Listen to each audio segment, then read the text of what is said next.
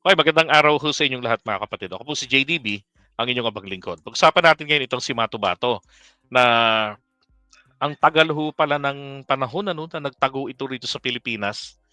Now, ngayon, sabi nga po rito ni Leila de Lima, sabi niya, Mato Bato now under ICC protective custody. Okay, so dalawa na sila, si Arturo Las Cañas, nandun na rin. So itong si Edgar, magkasama na.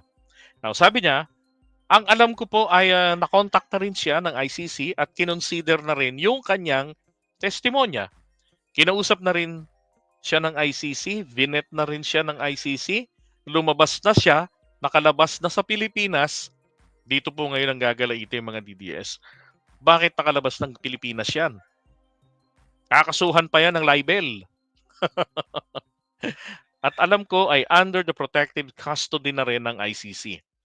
Ang alam ko, base sa aking impormasyon, ay nakuha na rin siya kasi na-vet na siya, na-interview na siya. Alright. So ngayong hawak na po, at literal, talaga naman po talagang hawak na siya ng ICC. So ano na bang kasunod nito? Diba? Siyempre, ICC warrant na yan. Bakit? Kayo, nandiyan na sa harapan na nila yung vital witnesses. Dalawa pa. Oh. Ang pinag-uusapan po natin dito is the EGK. Wala pa yung WOD. Wala pa yon. Okay, yung pumalpak na giyera, wala pa yon. Okay, so ito, kinonfirm de Lima. Ito siya dati, noong 2016, ng lakas loob na nag-testify. Buti nga, hindi natumba ito eh. Diba? Nanatili pa siyang buhay hanggang ngayon. Sinasabi nila na pumalpak daw siya doon sa Senate investigation. Paanong hindi yan papalpak doon sa Senate investigation? Diyos ko naman, lahat ng mga senador noon, ilan lang yata, de Lima lang yung tsaka si Trillanes, sino pa ba? Yun lang yung yung opposition doon, ilang piraso lang.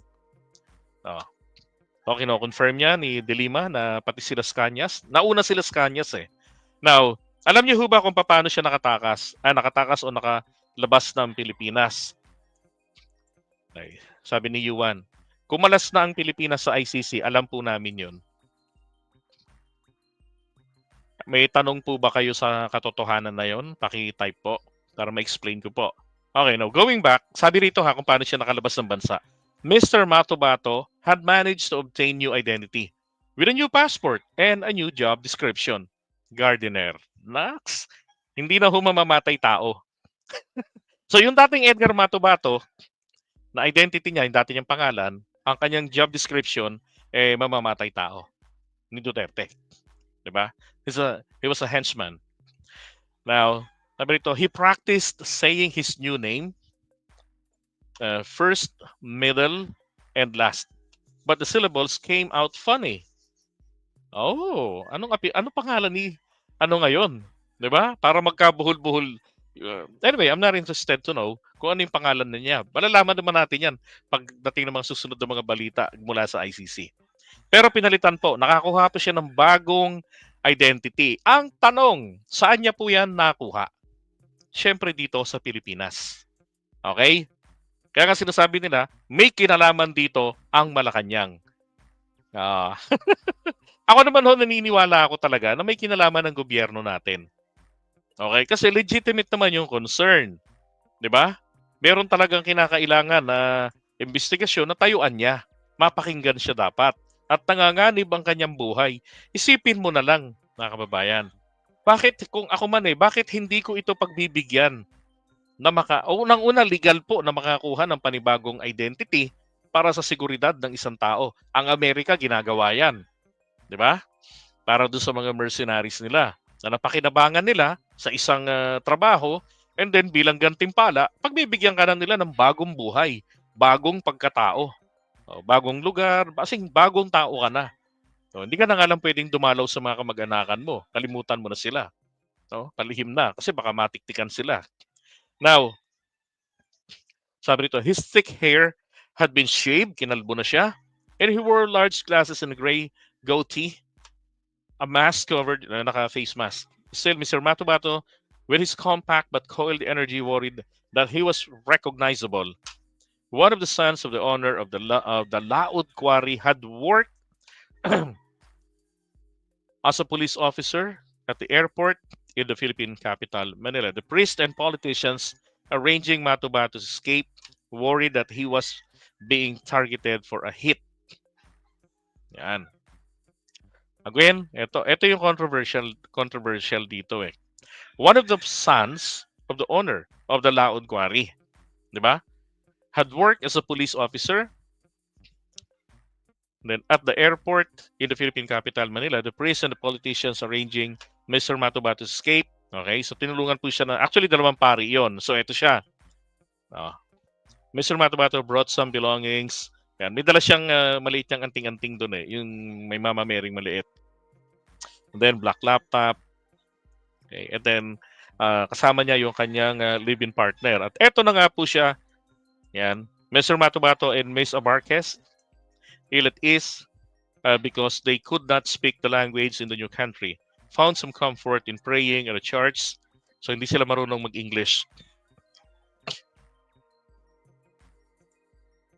And then, bago ho umalis, no, nagtago nga rito sa Pilipinas si Matubato ang mahabang panahon. Meron po siyang alaga na isang tupa at ito ho yung kanyang huling sandali sa kanyang tupa.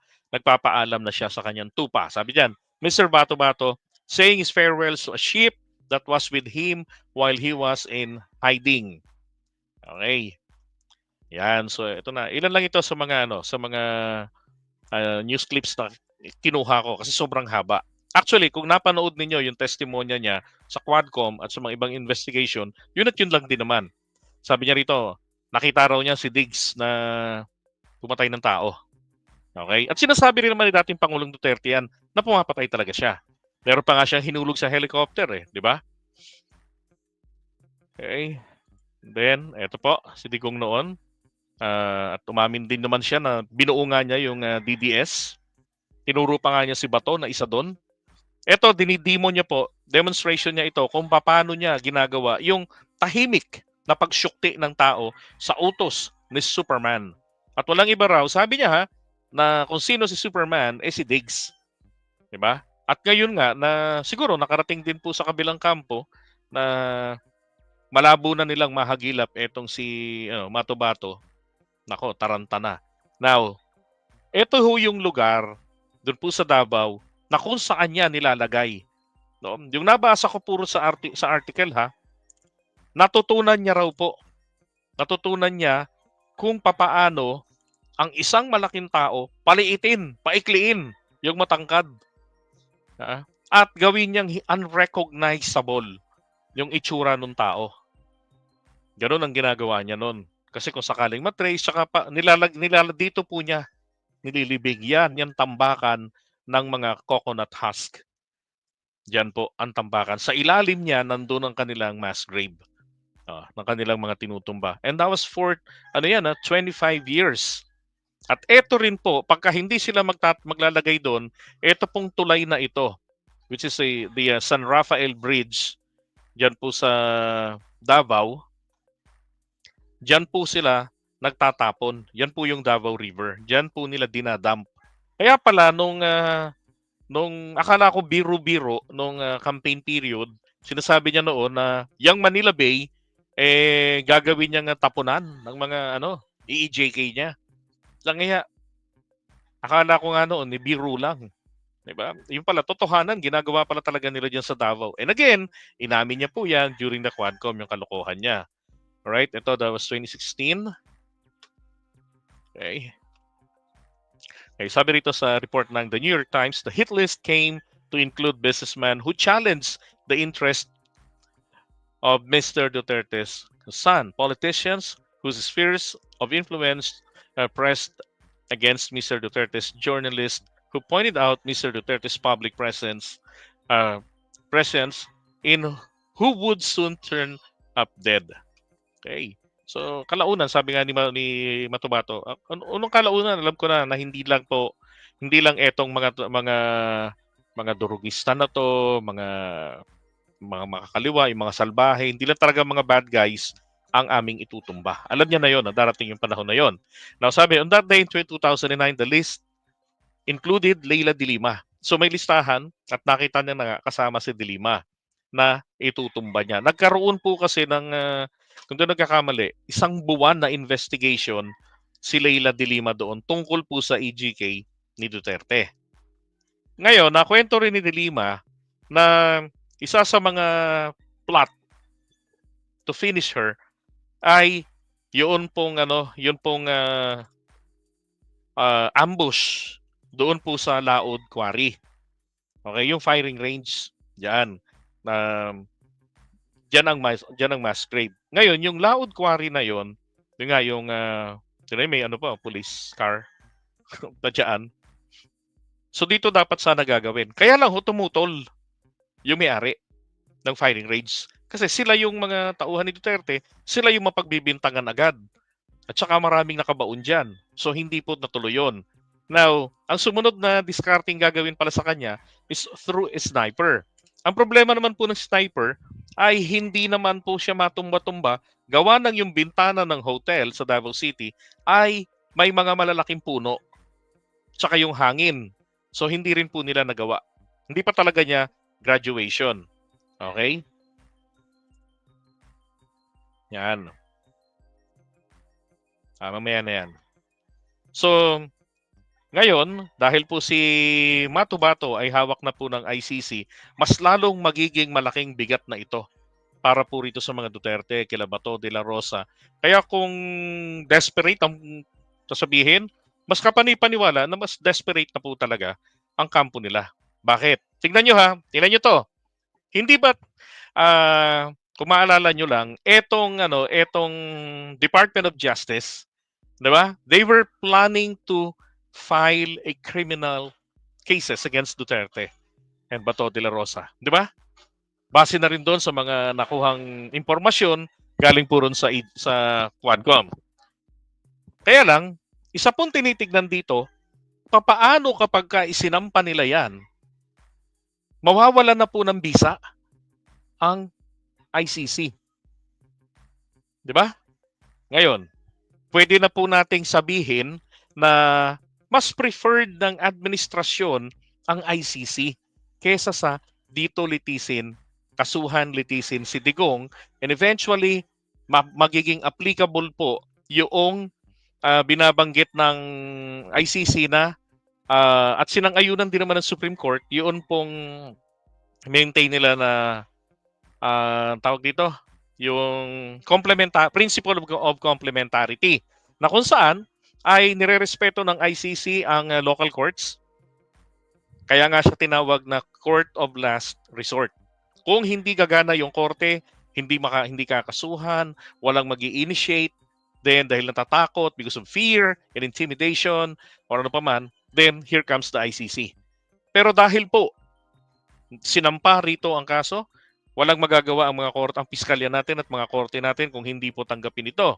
At kapag umuusad na yung kaso, pwede nilang ma-avail. Ang problema lang ang ito, dahil po sa lawak ng impluwensya ni Duterte, ni Bato de la Rosa na senador, di ba, ay posible po because of age, humanitarian consideration, hindi po yan makukulong ng walang piyansa. Bagkus, house arrest lang. E di pabor pa rin sa kanila.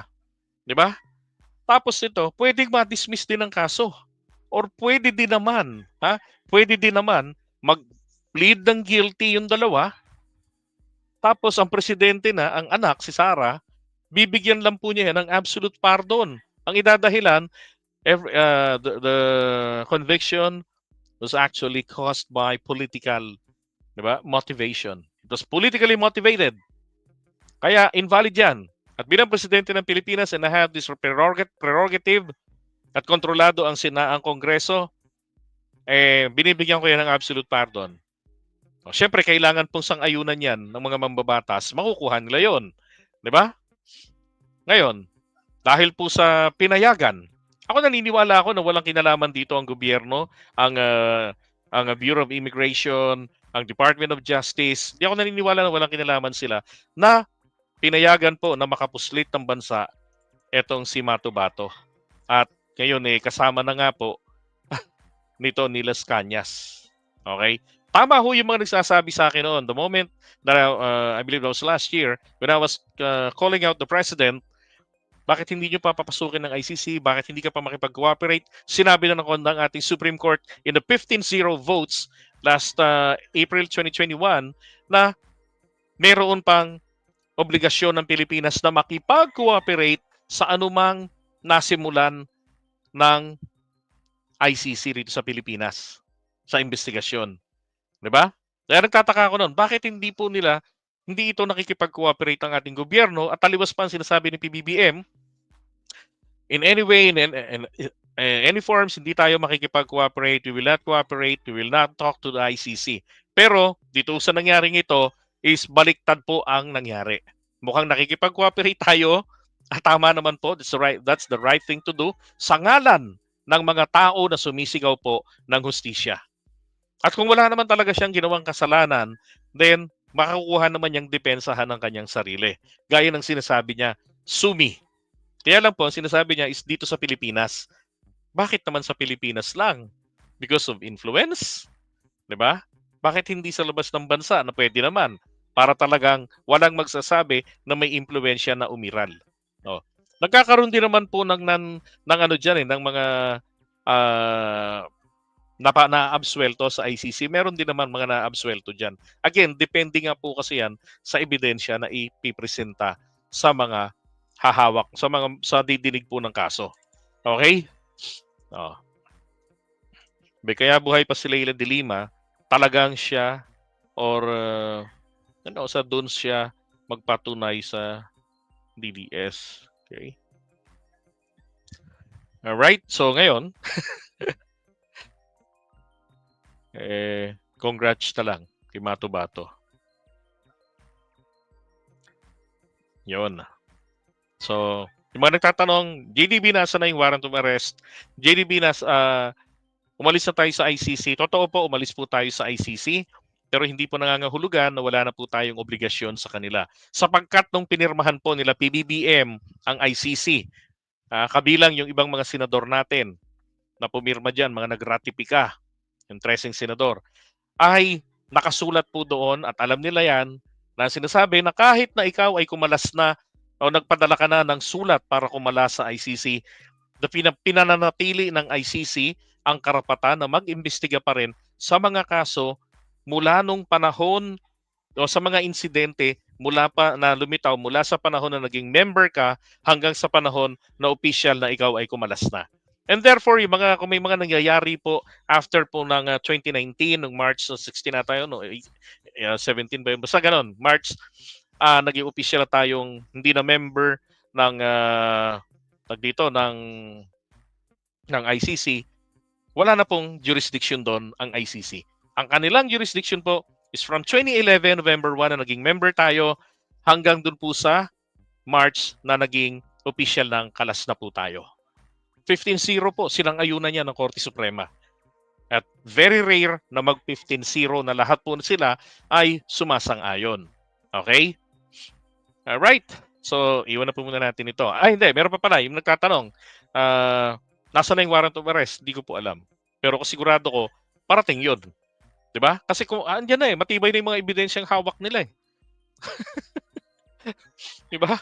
So, ang abangan na nga lang po, kaya nga sabi ko, is abangan na lang natin ditong i-welcome natin yung sinabi ni PBBM na hindi na tayo member ng ICC, kaya pala ang galaw nila PBBM ay pailalim ang cooperation, di ba? Para si Bato-Bato ay makalabas.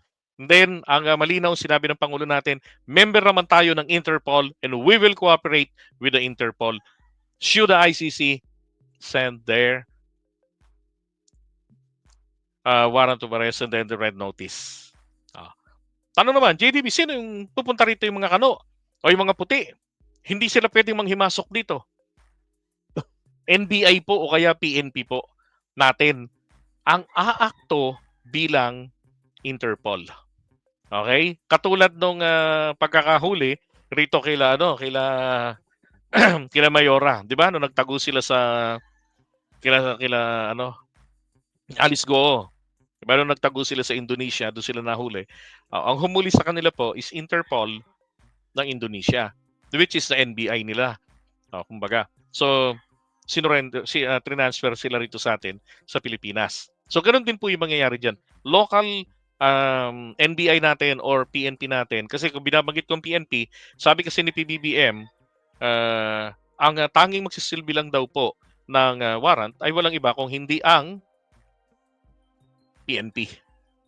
So what I'm thinking was, ang magsusuot ng chaleco ng Interpol, walang iba kung hindi po ang ating PNP. And again, pwede rin naman po ang NBI o yung kanilang counterpart dito. Okay?